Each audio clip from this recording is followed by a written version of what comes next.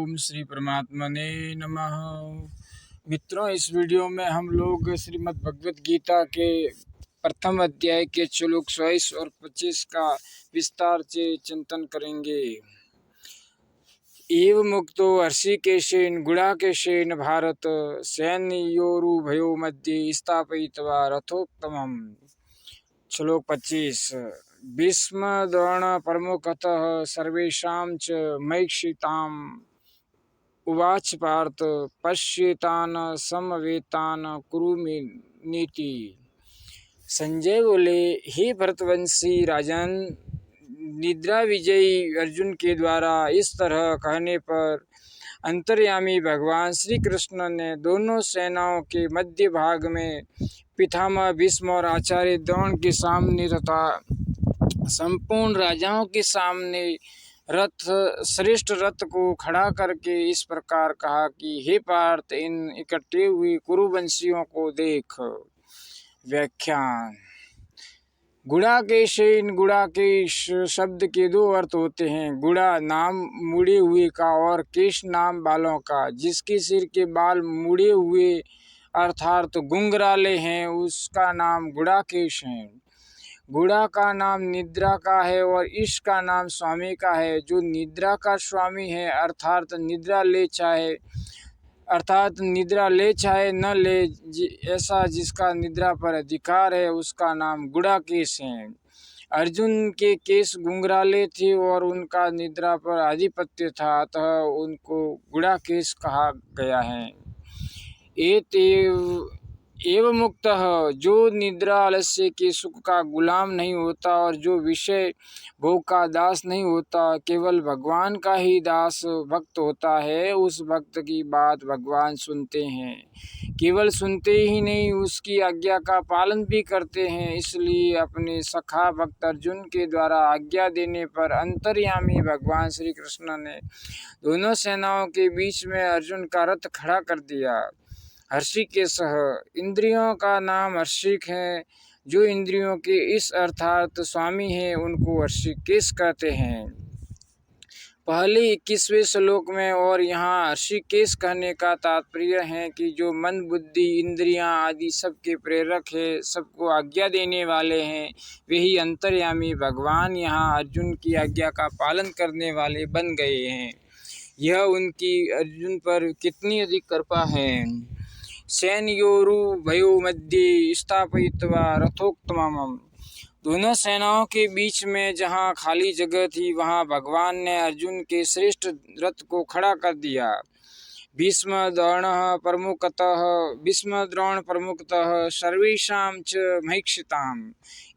उस रथ को भी भगवान ने विलक्षण चतुराई से ऐसी जगह खड़ा किया जहाँ से अर्जुन को कौटुंबिक संबंध वाले पितामह भीष्म, विद्या के संबंध वाले आचार्य द्रोण एवं कौरव सेना के मुख्य राजा लोग सामने दिखाई दे सके। उवाच पार्थ पश्येतान् समवेतान् कुरु नीति।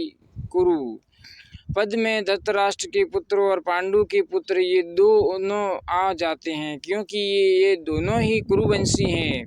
युद्ध के लिए एकत्र हुए इन कुरुवंशियों को देख ऐसा कहने का तात्पर्य है कि इन कुरुवंशियों को देखकर अर्जुन के भीतर यह भाव पैदा हो जाए कि हम सब एक ही तो हैं। इस पक्ष के हो चाहे उस पक्ष के हो, भले हो चाहे बुरे हो, सदाचारी हो चाहे दुराचारी हो, पर हैं सब अपने ही कौटुंबी। इस कारण अर्जुन में छिपा हुआ कौटुंबिक ममता युक्त मोह जागृत हो जाए और मोह जागृत होने से अर्जुन जिज्ञासु बन जाए, जिससे अर्जुन को निर्मित बनाकर भावी कलयुगी जीवों के कल्याण के लिए गीता का महान उपदेश दिया जा सके। इसी भाव से भगवान ने यहाँ पश्येतान् समवेतान् कुरु कहा है। नहीं तो भगवान पश्येतान् धातराष्ट्रान् समानीति ऐसा भी कह सकते थे, परंतु ऐसा कहने से अर्जुन के भीतर युद्ध करने का जोश आता, जिससे गीता के पराकाष्ठा का अवसर ही नहीं आता और अर्जुन के भीतर का प्रसुप्त कौटुंबिक मोह भी दूर नहीं होता, जिसको दूर करना भगवान अपनी जिम्मेदारी मानते हैं। जैसे कोई फोड़ा हो जाता है तो वेद लोग पहले उसको पकाने की चेष्टा करते हैं और जब वह पक जाता है तब उसको चीरा देकर साफ कर देते हैं। ऐसे ही भगवान भक्त के भीतर छिपे हुए मोह को पहले जागृत करके फिर उसको मिटाते हैं। यहाँ भी भगवान अर्जुन के भीतर छिपे हुए मोह को कुरुन पश्य कहकर जागृत कर रहे हैं, जिसको आगे उपदेश देकर नष्ट कर देंगे। अर्जुन ने कहा कि इनको मैं देख लूँ निरीक्षे अवेक्षे, अतः यहाँ भगवान को पश्य तू देख ले ऐसा कहने की जरूरत ही नहीं थी। भगवान को तो केवल रथ खड़ा कर देना चाहिए था, परंतु भगवान ने रथ खड़ा करके अर्जुन के मोह को जागृत करने के लिए कुरुन पश्य, इन कुरुवंशियों को देख ऐसा कहा।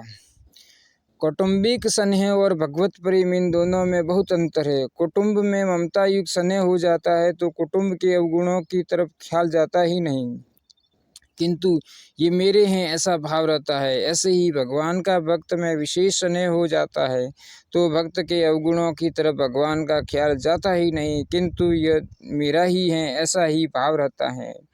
कौटुंबिक स्नेह में क्रिया तथा पदार्थ शरीर आदि की और भगवत प्रेम में भाव की मुख्यता रहती है। कौटुंबिक स्नेह में मूढ़ता मोह की और भगवत प्रेम में आत्मीयता की मुख्यता रहती है। कौटुंबिक स्नेह में अंधेरा और भगवत प्रेम में प्रकाश रहता है। कौटुंबिक स्नेह में मनुष्य कर्तव्यच्युत हो जाता है और भगवत प्रेम में तल्लीनता के कारण कर्तव्य पालन में विस्मृति हो जाती है, पर भक्त कभी कर्तव्यच्युत नहीं होता। कौटुंबिक स्नेह में कुटुंबियों की और भगवत प्रेम में भगवान की प्रधानता होती है। भक्तों, अगर यह व्याख्यान आपको पसंद आए तो इस वीडियो को लाइक करना, इस चैनल को सब्सक्राइब करके इस बेल की घंटी को दबाना और आगे से आगे शेयर करना ताकि अन्य लोग भी धार्मिक लाभ ले।